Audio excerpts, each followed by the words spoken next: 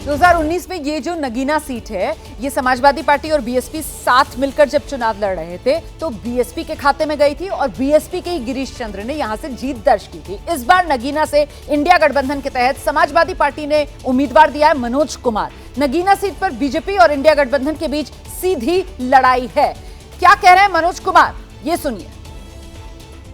पश्चिमी उत्तर प्रदेश की नगीना सीट से इंडिया गठबंधन के उम्मीदवार समाजवादी पार्टी के मनोज कुमार हमारे साथ हैं, जो बिजनौर की जिला अदालत में जज रहे हैं और आज जनता के फैसले का दिन है।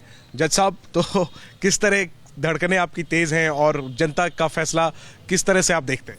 We are very much confident कि हम लोग की इंडिया गठबंधन पूरी तरीके से मजबूती के साथ आ चुकी है और जनता में जो एक उहापोह की स्थिति थी, सारी कन्फ्यूजन्स ख़त्म हो गई हैं।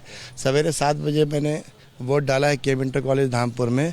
वहाँ से ही जो लहर बनी हुई है, प्रत्येक नागरिक नगीना कॉन्स्टिट्यूएंसी का जो दिखने में लग रहा सीधा सीधा कह रहा है साहब इंडिया गठबंधन का मैं दे रहा हूँ मत, और इन जुल्मी सरकार को, तानाशाही सरकारों को आप लोग 2024 में वापस दीजिए। जानकार हैं, राजनीतिक जानकार हैं, वो नगीना सीट को बड़ी दिलचस्पी से देख रहे हैं क्योंकि यहाँ पर एनडीए यानी बीजेपी, इंडिया गठबंधन यानी समाजवादी पार्टी, बीएसपी और अब चंद्रशेखर आजाद के आ जाने से कह रहे हैं 4 चेहरों के बीच, 4 पार्टियों के बीच में ये मुकाबला है।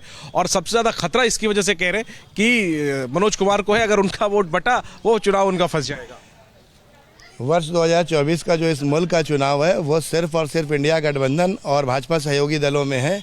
इसमें कहीं से किसी को भी कोई कन्फ्यूज़न नहीं है। आज की तारीख में सीधा मुकाबला इंडिया गठबंधन और भाजपा सहयोगी दल में है। चंद्रशेखर को आप चुनौती मानते हैं? नहीं मानते? नहीं, बिल्कुल नहीं।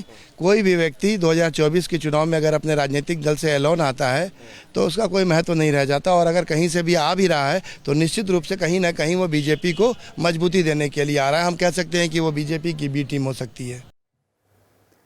तो ये जो नगीना सीट है, इससे 2 उम्मीदवारों, एक जो इंडिया गठबंधन के उम्मीदवार है मनोज कुमार, उनको आपने सुना। जो एनडीए की तरफ से बीजेपी के उम्मीदवार हैं ओम कुमार, उनको आपने सुना।